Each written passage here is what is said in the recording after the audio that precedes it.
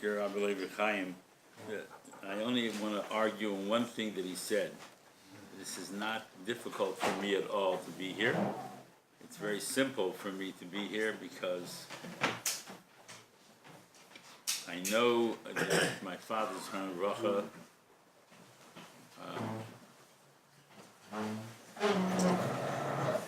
want me to be here, and I consider it part of his legacy that I can spend time with the community, because to him, when people use the word Klal Yisrael, that every Jew is part of the Klal, he lived that in his life and practiced it every day of his life, and in the work that he did for the Persian Jews as well. He was a young man, 20 years old, and was busy in 1940 getting people out of Europe. He was doing this type of work way before he got involved in Iran, and this was part of his life's mission to care for Jews, all Jews.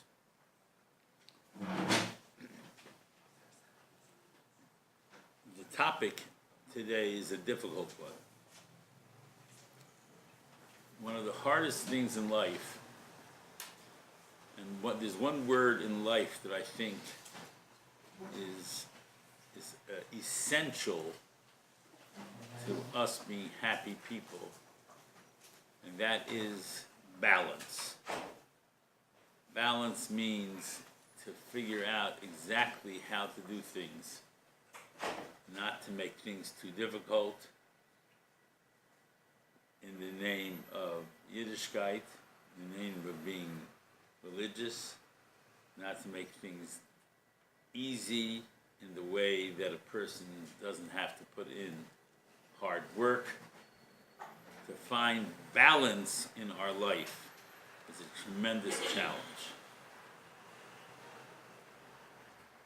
I want to start with something positive. There's a lot of negatives that we as parents sometimes can do that we have to improve, but I want to start with a positive look about what we can do to be wonderful parents.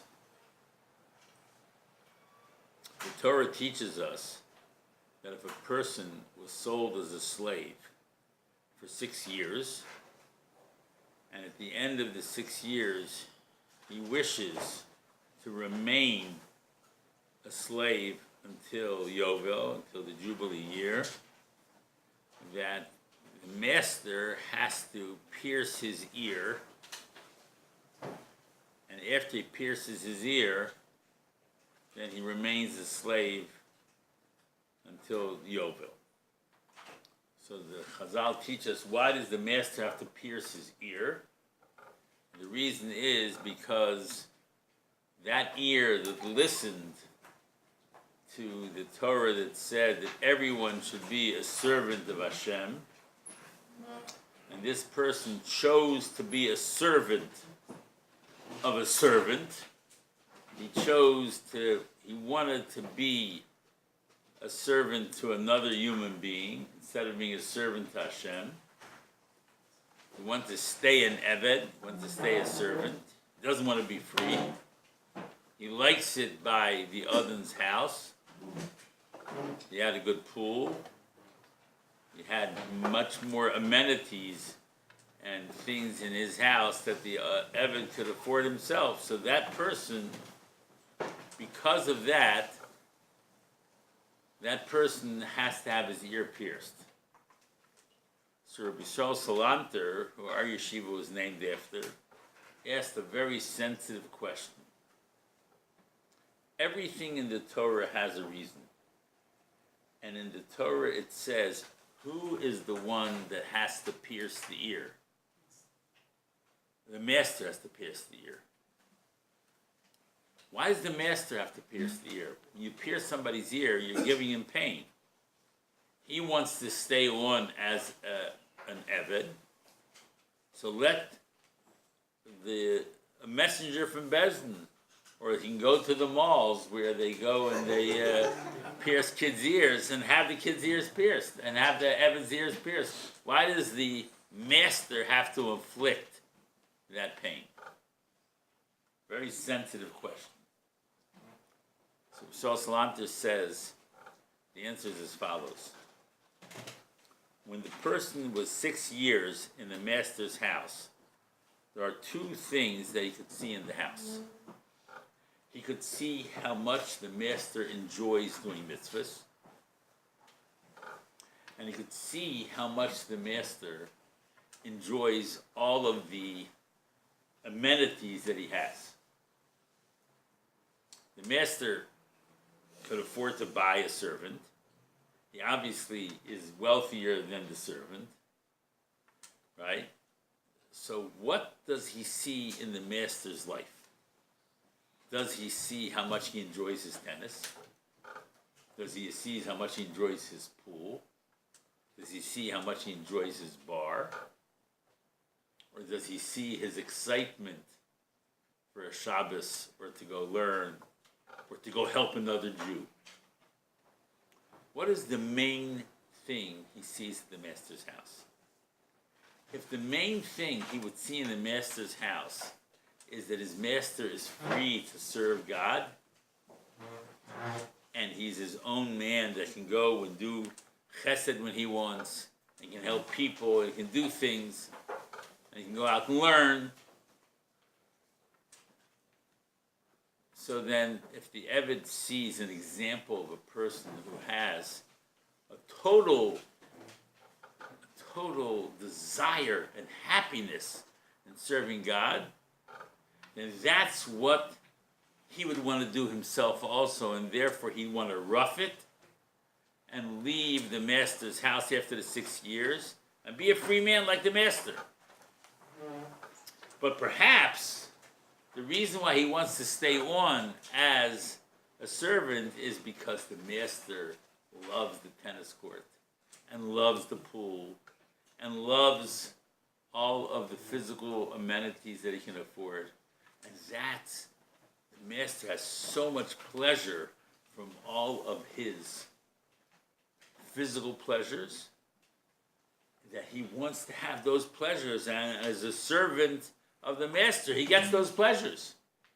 And therefore he wants to stay on for that reason. So part of why the servant wants to stay on as a servant is because the master's message to him in life is, I enjoy life. Not I enjoy mitzvahs, I enjoy life.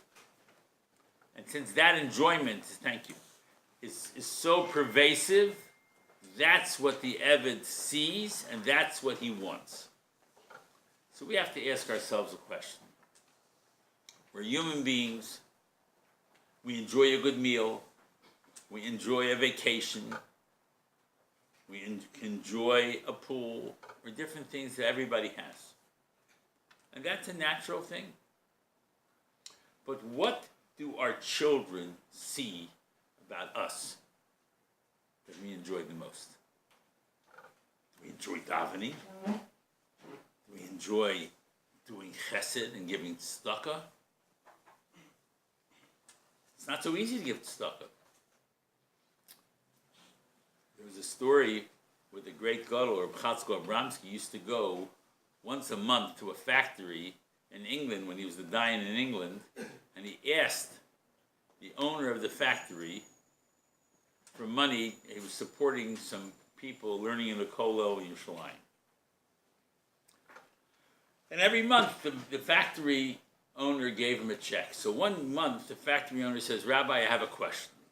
The Gemara says, Gadol hama'asa yoser min ha'oseh. If somebody else causes another person to do a mitzvah, the one who causes the mitzvah gets more reward than the one that does the mitzvah. That's what the Gemara says. So it comes out, he says, I work hard a whole month to make money. You come in one day and you ask me for for a check. I give you the check, and you get more reward than I get. It's not fair. Good question, isn't it? So Abramsky, who was a very bright person, said to him, "You're asking a good question, but I want to ask you a question. Be honest with me. When you write out the check, does your heart skip a beat? You're giving up money." So the man said, "Yes." He says, "When I ask you for the money, my heart skips 2 beats. It's harder for me to ask for the money than it is for you to give the money. That's why I get more reward." Right? I had a friend whose father was a wealthy man, and he used to give tzedakah. And he was still unmarried, my friend, and his father was sick one night when a yeshiva came to his town, and the father said to the son, "I want you to go to the parlor meeting and you to give the check." So the son says, "What do I have to go for? You can send in the check. Why do I have to be there?" So the father says, "I want you to have the pleasure and the schus to give tzedakah." He showed his son by example that what he loves to do is mitzvahs. We have to ask ourselves a very simple question. We try to enjoy life with amenities that we have. What do our children see? Do our children see how much we enjoy doing mitzvahs more than we enjoy all the physical pleasures of life? And if you really want to leave over something to your children more than money, you know, there's an expression in America, they say, where there's a will, there's a way. And they say also, where there's a will, there are relatives. Right? Because they want the money. Right? But if you really want to leave over something for your children, then you live a life of where they see that you have happiness in helping others. You enjoy helping others. Not you do it, you know, with difficulty. I like to help others. When you write out a check for the Kollel, you like to help the Kollel. See, I'm happy I can do that. And that's a legacy that a parent can leave over to children that gives much more happiness to their own lives, during their lives, and for their children as well.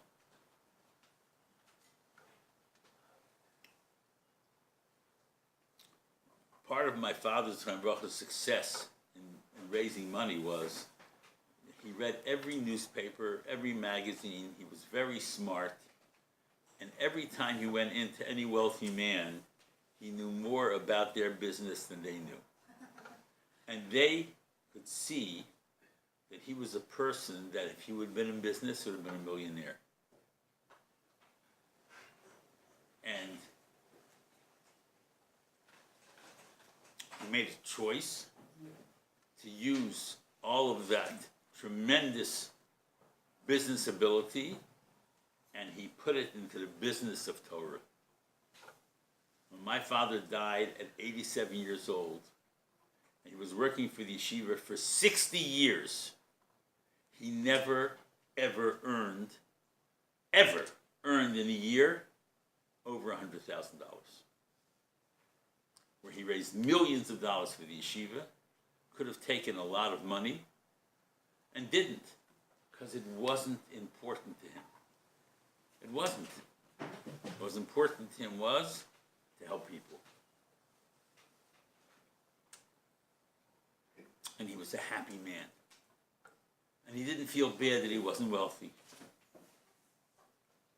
But he was happy helping people. And therefore, what he left us over was far more than the little money that he had.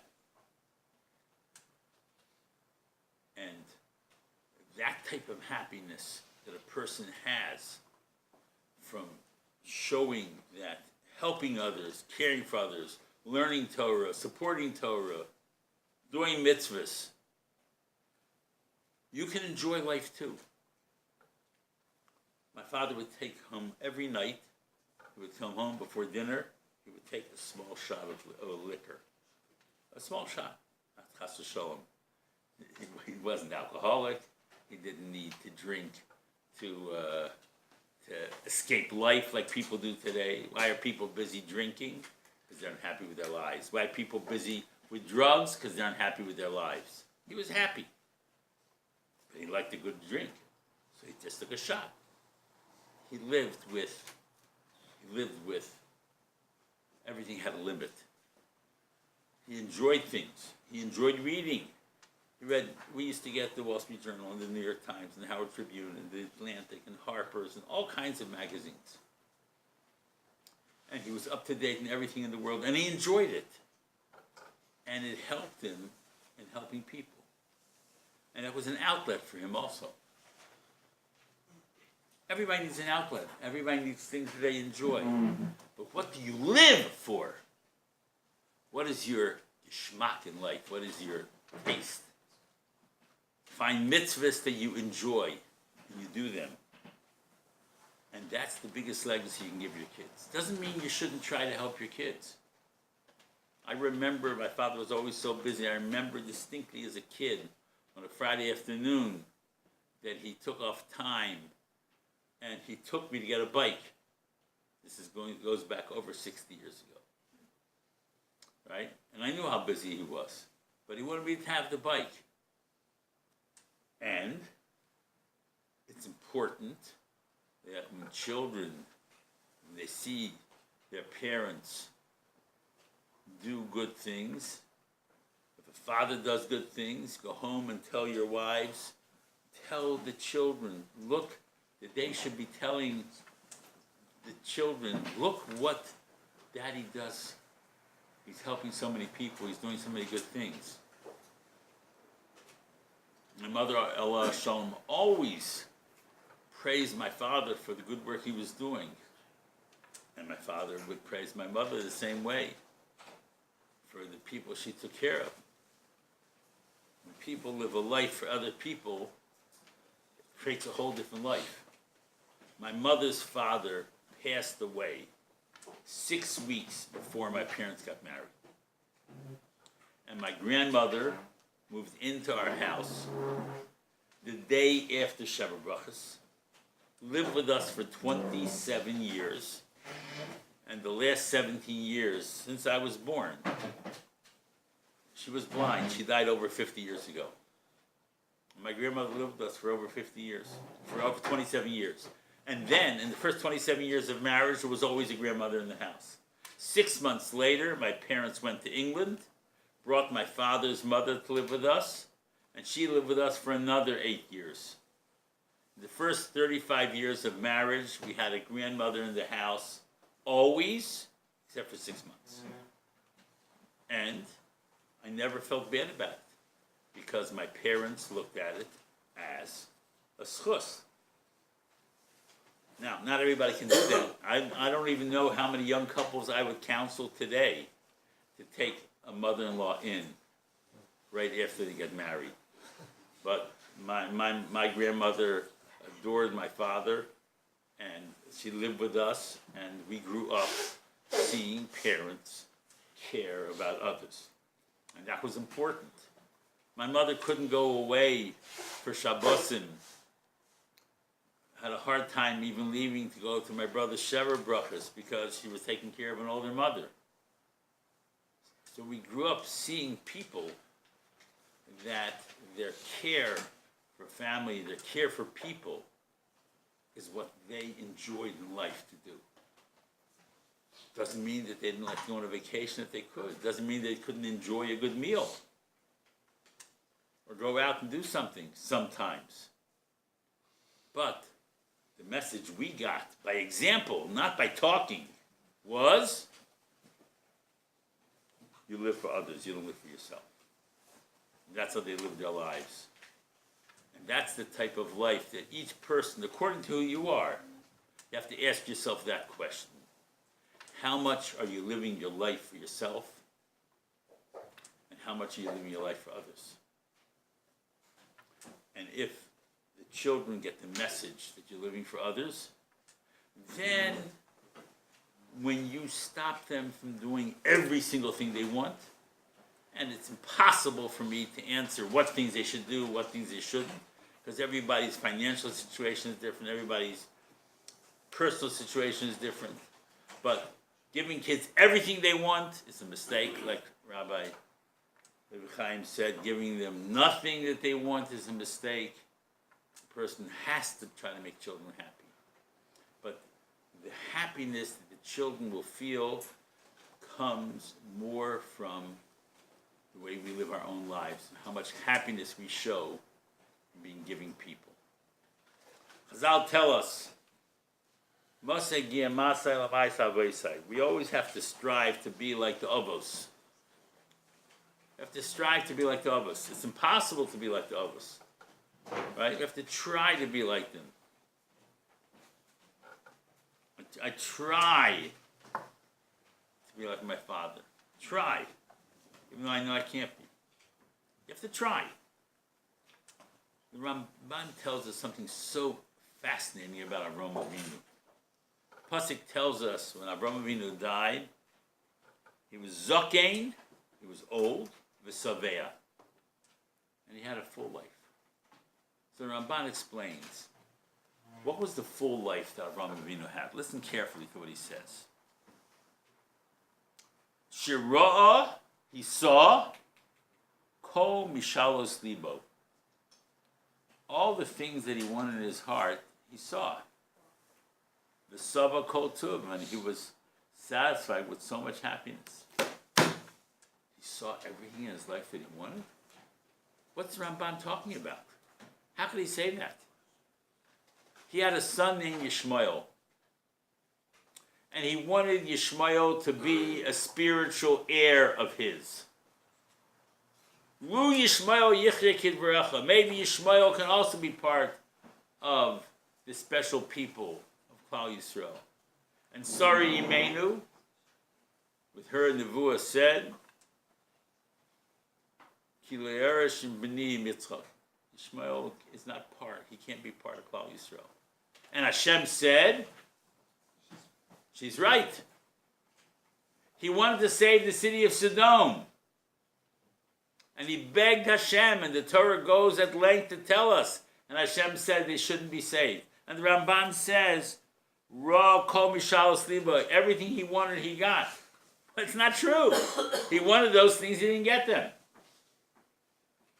The answer is that every person, including Avraham Avinu, could have wants. We all have wants. Everybody would like to be wealthier. Everybody would like to have things that we don't have. And then when we see Hashem decides we shouldn't have them, how do you react? So Avraham Avinu said, I want Yishmael to be part of Klal Yisrael. I don't want them to be Arabs. I want them to be like the Jews. And Hashem said, he doesn't have it in his DNA. It doesn't come from Sarah Yimenu also. It comes from Hagar. He was a para Adam. He was a wild person. We see what his offspring is. So Avraham Avinu understood when Hashem said they can't become part. I wanted it. God said no. I'm happy. I make peace with what Hashem said.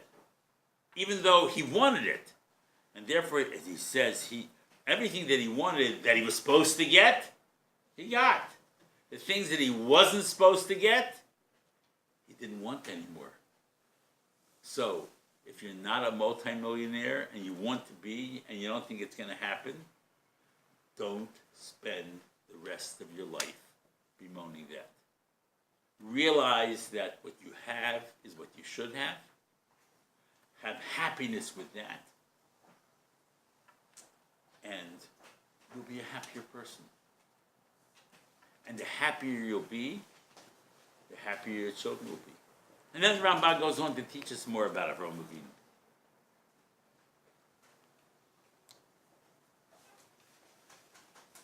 V'chein tzvah yomim. It says in the pasuk also, he was, by Yitzchak it said, he was happy with his days. Shesova nafsha b'yomim. He was happy with the days he was given. V'yisavush yichadshu bo hayomim dover. He didn't need to have new things in order to be happy.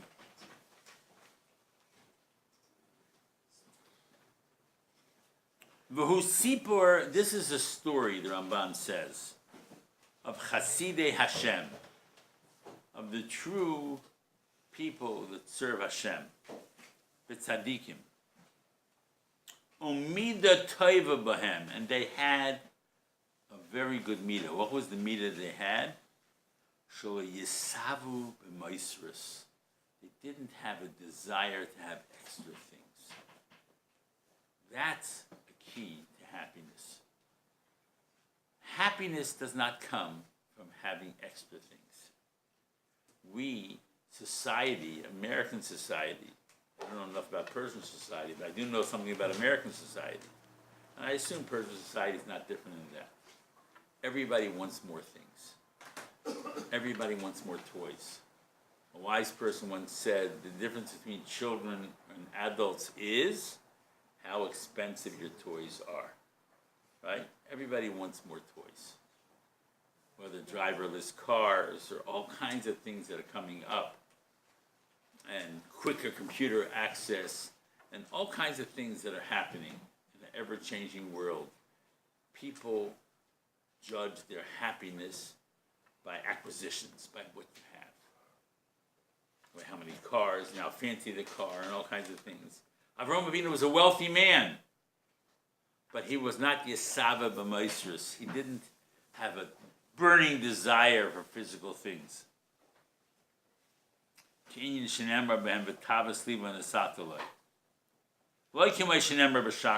Other people are only happy if they have more.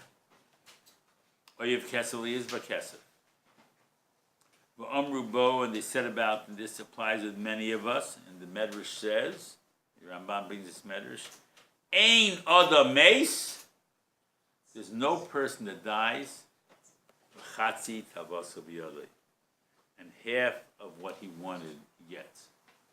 Do you think that there's zero unhappiness in Warren Buffett or other billionaires? There's other things that they may have wanted. When it comes to taivas, there's no limit that a person could want. Unless a person is a big person and realizes that happiness does not come from acquisitions. That doesn't mean we shouldn't try to help our children. Of course we should want to help our children. And want to give them things that will make their life easier. But this is an important thing to know. Wealth helps people with conveniences. It doesn't help people with happiness. A wealthy person has more conveniences than a non-wealthy person. But a wealthy person is not necessarily happier than a non-wealthy person. This is the truth. Conveniences, yes. They have many more conveniences. Life is more convenient when you're wealthy.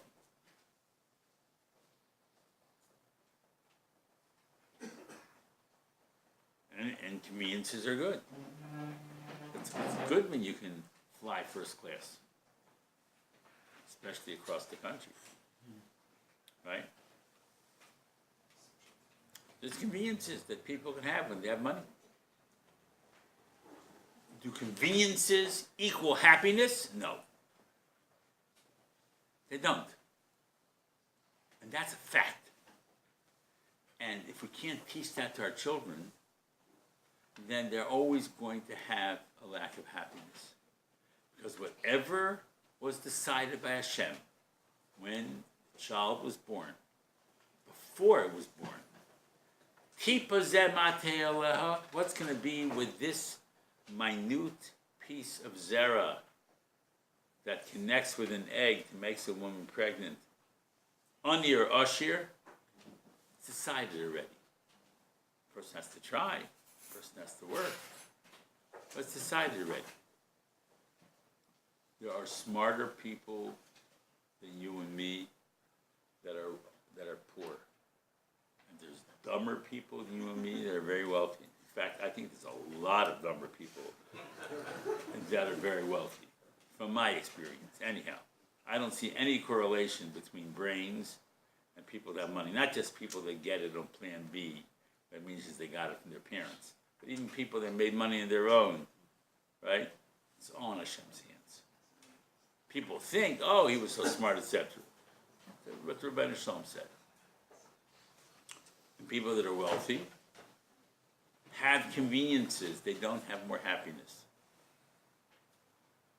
You take any person who loves to do Torah mitzvahs, enjoys helping other people, match him against any wealthy person, and you will not find a happier person than the wealthy guy. Not only that, but I know from dealing with different people that there are many wealthy people that can't sleep and they can't rest, and they're so worried about their money, etc. And everybody says, give me that test. I'm from those people too, you know. I think to myself, if I bought a lottery ticket and I became a multimillionaire, I would know what to do. Everybody says, you know, there's histories of books written on people that won lotteries and they destroyed their lives. And I say, give me that chance, I'll be different, right? Because I'm as stupid as everybody else thinking that I would be. But I could also mess up, right? If you're not supposed to have it, or it doesn't bring happiness. It doesn't. Conveniences? Yes. Supposed happiness? Yes. Real happiness? Torah mitzvahs. That's where it comes from. Avraham Avinu was a happy person. He didn't get everything he wanted, but he knew whatever he didn't get, he wasn't supposed to have. And what he did have, and he used his life as a giver, he was the primary Baal Chesed, he was a happy person, because he was a giver. Being a giver is happy. And I want to tell you something else. This is an assault on America. An assault. I get asked this question all the time. If somebody has in their family, if it's important to them to give a birthday gift, should you give it? The answer is yes. If your mother has Mother's Day, should you celebrate it? Yes. Should an anniversary be celebrated if that's what your family does? Yes. Huh? That's Pikuach Nefesh, that's right. And Father's Day, yes. But all of those things have nothing to do with happiness. Happiness comes from a lot of little things that you do daily, not for big things that you do sometimes. And the economy of America and the sheker of America, because they want to make money on birthday cards and birthday gifts and Father's Day and Mother's Day and anniversary gifts, all of that. And people should do it. Don't get me wrong. Don't stop doing it. But you think that people that make fancy bar mitzvahs for their kids or beautiful weddings make their kids happier? A father that spends time with his children, day in, day out, shows interest, does small things. A husband that does small things, day in and day out, for his wife, has more happiness than that big gift on the anniversary. Keep on giving the gift. That's what they expect. And they need it. But it's so shallow. That's not where happiness comes from. One of the great Bali Musar said, small people like to do a few big things. Big people like to do a lot of small things. The husband that washes the dishes at night if his wife went to sleep tired and would be surprised that the house is clean because he took care, and daily looks for small things to stop in the middle of the work and find out how your wife is doing, to do little things to show your kids that you care, goes more in making your children and your wives happy than the big things. It's easier to do the big things. Oh, we made such a beautiful wedding. We made such a beautiful bar mitzvah. There's nothing wrong making a nice wedding and bar mitzvah. It's fine. But that's small potatoes. That's cheap. That's brainless when it comes to day in, day out. Small things that you do all the time. You want your kids to be happy. Show them with small things constantly. But so many times parents that don't have time for their children feel guilty, so they make this nice bar mitzvah and they feel, okay, I'm a good parent. They're making it for them, not for the kid. The kid needs daily attention. The kid needs daily phone calls to talk to the kids. I have, Baruch Hashem, a large family. I have 13 children. And Erev Shabbos is mamish. I have to make sure that I speak to each child before Shabbos. And I speak to many of my kids during the week too, and they live in different places. And I spoke to some of my kids last night late. Kids in Israel, kids in Chicago, all over the place, Baruch Hashem. Right? And believe me that I can't help them financially the way I would want to. And they know it. But they know we try to care. And that's what makes a difference in the long run.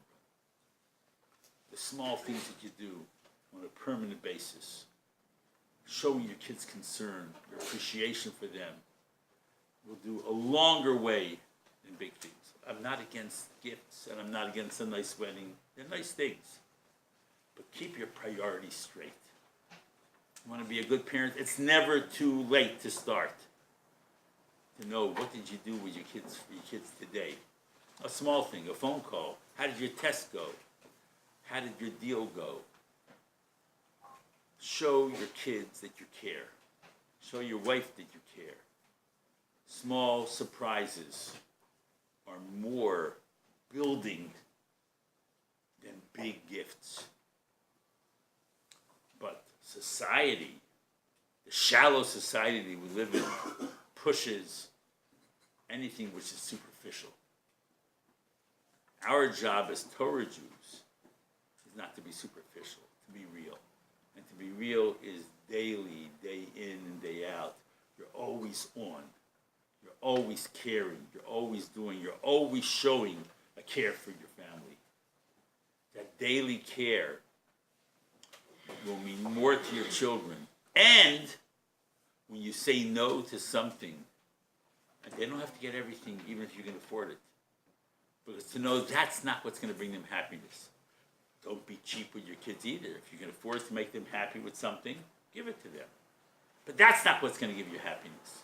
Your happiness with your children, the satisfaction they're going to have in life, is going to be from your care, from your day in, day out, interest in them, and from sometimes when they need to be left alone, leaving them alone too. But each kid is different. You have to know some kids don't like if you mix them too much. So those kids, you have to be more careful. With each kid, it's a separate avodah. It's a separate work to do. And if we put our efforts in to many, many small things on a constant basis, you'll come to much deeper levels of love, appreciation, and then when you have to say no, they'll take it because they know you care. But the care isn't measured by the big things. The care is measured by the day-to-day small things that you do, because those small things are the big things. That's where life is at. And if you have that type of attitude, then each person can decide, according to their kids' needs and the way they live, etc., what they have to give their kids and what they don't. And that's why you have good Rabbanim in town, that sometimes you have a question, should I do this for my child or not? You have great Rabbanim here to talk to. Discuss it. Don't just think that something big that's going to make somebody happy for a moment is going to give happiness. Happiness comes from hard work. Hard work is caring day in, day out. kids see the parent cares. No matter how busy the parent is, the parent makes the time, sends a text, checks. I was in LA yesterday. I spoke to probably 6 of my kids yesterday by phone. For small things. And you can check with them. And I'm still making mistakes. We all make mistakes. In fact, I'm far from a perfect parent, and I can bring in many children that will attest to that as well. I don't say that just to sound good. It's true, because we make mistakes.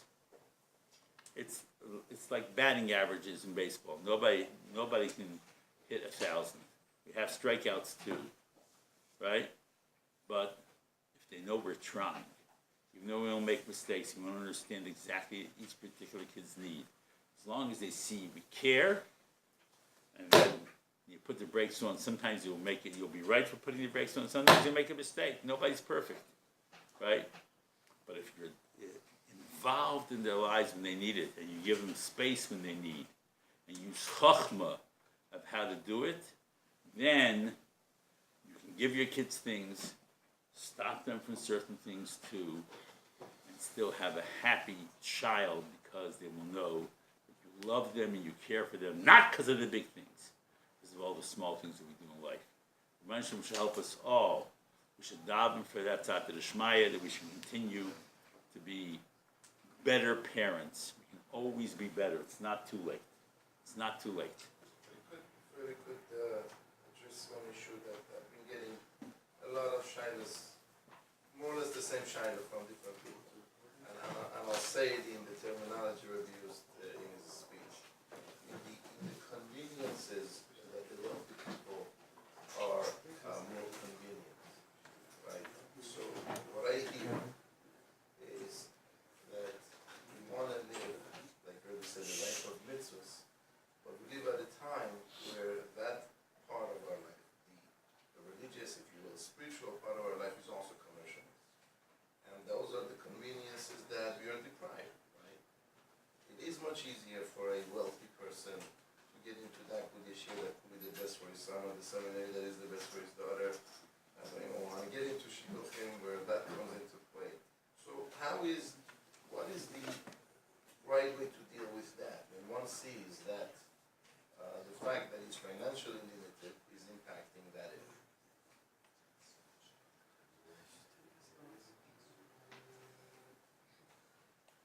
If a person is financially limited and he looks at it that limitation is because that's what Hashem wanted me to have. Because if a guy sits back on a recliner, doesn't do anything, doesn't try to make a living, and then can't help his children because he's a do-nothing person, he has every reason to feel bad that his kids can't have conveniences. But if a person works the way he's supposed to work, puts in the effort that he's supposed to put in, and he doesn't get the same results as somebody else, he's not a failure. That's what Hashem gave me. If he really believes that, and he tells his child, I wish I could give you more. I can't. I don't have it. I'm not trying to be cheap. I don't have it. Hashem didn't give it to me. So therefore, should the child feel bad because somebody else has those conveniences? Right? That's like explaining life. Like saying, and why did this guy live to 95 and this guy died at 40? There's questions in life that no one can answer, and we don't know the answers to those things. Right?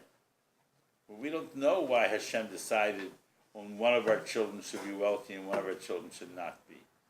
Or that we shouldn't be wealthy and our brothers are. You don't know. No one knows the answers to these questions. Right? But if you tried and you didn't get, and you don't feel bad because you said, that's what Hashem wanted. Avraham Avinu said, that's what Hashem wanted, and I'm happy. If the person lives with that, believes that, and feels that, even though the kid won't have certain conveniences, the kid doesn't have to feel bad because his father didn't let him down. He did the best he could do. That's it. So accept that. also you talk about the luxurious mitzvah by mitzvah. What if you do that to make the wife happy? That's a very good question. One of my neighbors has a sign in her kitchen. I like this sign. The sign reads, "If mama ain't happy, ain't nobody happy." Right. Yeah, I said it. I said it's the truth. Right. And sometimes a person, because of that reason, has to do that too. That's true. Right? But when the person does it in order to try to make his wife happy, he has to know that she's still not going to be happy. Right? She's still not going to be happy. Okay. Right? So sometimes you have to do it, but you know it's not going to have that result, so don't expect it, and just realize, right, that you do the best you can, and you try. The Gemara says in Chulin that a person should help his wife and kids more than what his ability is, and help himself less than his ability. So to give extra to wives and kids is the right thing to do. To give too much is the wrong thing to do. But if we inculcate to our kids the belief that we're doing our best and we're not being cheap, right, and they know it because of how we are as people and we're transparent, then the kids will accept it ultimately. Also, we're talking about the Paras, the Persian. You know the American, but you don't know the Paras. You know the Paras, they're always luxurious. You read it in Gemara, so I mean in the time of Haman. So you know the Persian was much more. They like to be luxurious than the American. Let's change the subject. Okay. That was just for his information. Yeah, thank you for your information. You're telling me that it didn't change much since Achashverosh. It got worse in Los Angeles. Yeah. It's going worse. Is it the Persian influence or the American influence? Or both? No, the Persian. It's It both. didn't help. Huh? It didn't help. It didn't help, that's right. That's correct. Any other questions? I done the parents are against it. They don't standard of the home. But the school, all of the friends have. What happens in response? There's a rule of thumb. Whenever your kid comes back and says, everybody in my class has it, it means at least 2 people have it. That's what it means. That's a fact. You go check the facts and say, everybody has it. Do your research first to find out, is it really everybody or is it 2 people? And you want to be like those 2. You have to first find out the facts. If it's everybody, then it's a problem. You're right. But just because they say it's everybody, do your homework and find out, is it everybody or not?